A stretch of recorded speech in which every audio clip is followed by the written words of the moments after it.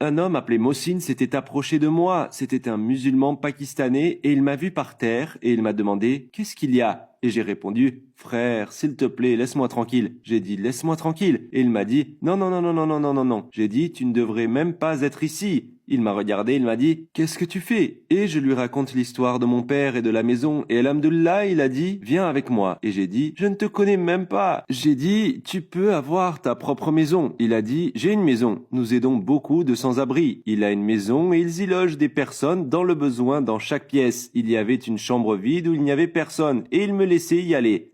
Et j'ai demandé pourquoi, pourquoi, pourquoi. Il a dit pour Allah, Allah. Et quand il a dit ça, ça m'a fait sourire.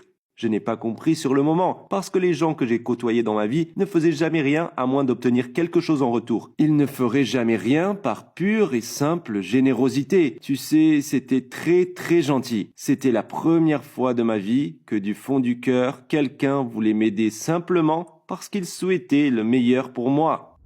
Alors que s'est-il passé pour que tu fasses d'autres pas vers l'islam ? Oui, donc je ne savais donc pas grand-chose sur l'islam. J'ai étudié Constantinople au lycée. Le frère Mohsin n'a pas parlé de l'islam pendant environ 1 mois quand j'étais là. Les gens disent que j'ai été conditionné, ce qui signifie que j'ai subi des pressions et des manipulations pour adhérer à l'islam. Les gens pensent que tu as été en prison. Tu sais, c'est vraiment faux. Mais la communauté, ils ont commencé à me relever et à me reconstruire.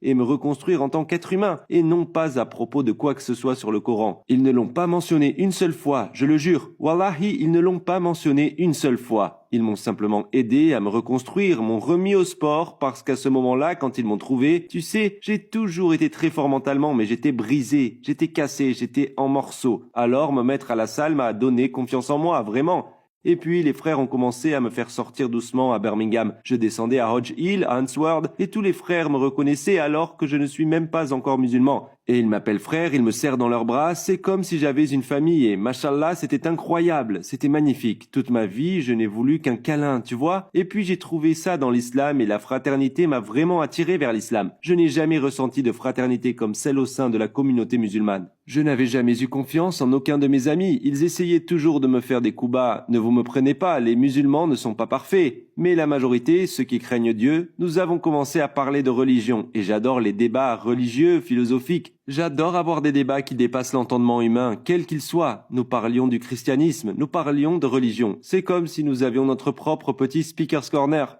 Et puis ils m'ont dit de regarder Ali Dawa et Hamza Zdin, Mohamed Hijab. J'essaie de leur expliquer pourquoi la Bible est authentique et je ne peux rien dire. Et alhamdoulilah, je ne pouvais rien dire. Tu sais, j'étais d'accord. Tu essayais de défendre la Bible ? Je n'essayais pas de la défendre, mais je veux dire, ils essayaient de me faire adopter le Coran. Je veux dire, à cette époque, j'ai essayé de trouver une sorte de défense parce qu'à l'époque, j'étais encore chrétien, mais je ne pouvais rien dire. J'étais d'accord avec tout ce qu'ils disaient. Avant l'islam, je ne savais pas que nous croyions au même Dieu. Je ne savais pas que nous croyions au même prophète. Vraiment, je pensais qu'ils croyaient en autre chose. Quand j'ai commencé à regarder la dawa, tout a commencé à prendre sens pour moi. Et mashallah, c'était un sentiment si beau. Nous croyons au même prophète. J'ai été extrêmement surpris et choqué. Comment cela a-t-il pu m'être caché toute ma vie? Pourquoi n'en avais-je aucune connaissance? On m'avait menti toute ma vie. Wallahi, on m'avait menti toute la vie par les réseaux sociaux, la propagande et en écoutant ce que disent les autres. J'étais très ignorant et très mal orienté. Mais je me suis mis à me faire ma propre idée. Et j'ai trouvé la vérité dans le Coran pour une raison, une seule raison. C'est là que j'ai trouvé la vérité dans le Coran où j'ai pu dire « c'est vrai, c'est authentique, c'est la vérité ». La mémorisation des hafs, si quelqu'un essaie de changer le Coran, les musulmans le sauront. Si tu demandes à un chrétien de commencer à réciter des pages de la Bible, tu sais qu'ils ne pourront pas le faire.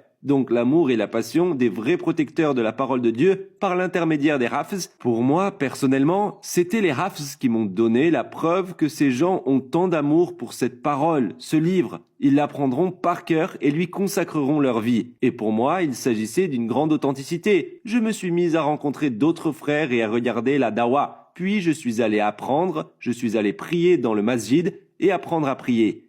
Avant de devenir musulman ? Et ça, c'était avant de devenir musulman. Je voulais faire expérimenter et voir si j'étais intéressé. Tu n'as pas besoin d'être musulman pour entrer dans un masjid. Tout le monde est le bienvenu. Tu peux être chrétien, tout le monde est autorisé à entrer. C'est très bien. Alhamdulillah, je voulais juste aller voir. J'étais très nerveux la première fois. Je suis allé au masjid. J'avais peur. J'étais nerveux parce que j'avais peur qu'ils ne m'acceptent pas. Et quand je suis entré à l'intérieur, les gens sont venus me serrer dans leurs bras et m'embrasser sur la tête. Et ils me serraient dans leurs bras, ils disaient salam. Hésitais-tu par rapport à ton apparence?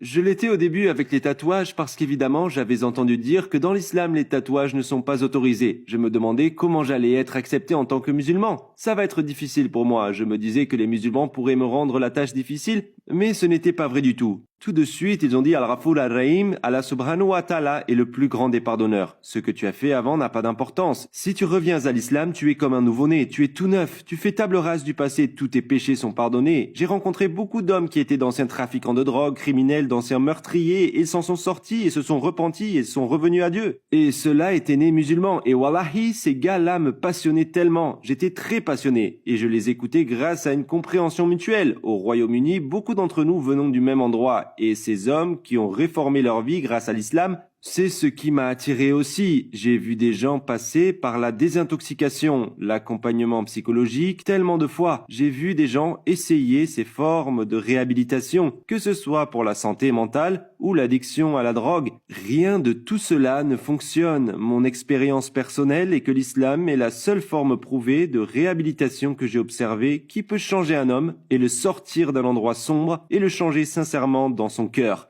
et le remplir d'amour. Et wallahi alhamdulillah, et je n'avais jamais vu ça avant. Et c'est mashallah, je n'avais jamais vu ça. Ça m'a beaucoup impressionné. À ce moment-là, je regardais le docteur Zakir Naik. Je porte mon topi, je porte le kami, je ne suis même pas encore devenu musulman. J'écoute Mawala ya Sali wa Salim, tu sais, j'écoute tout. Alhamdulillah.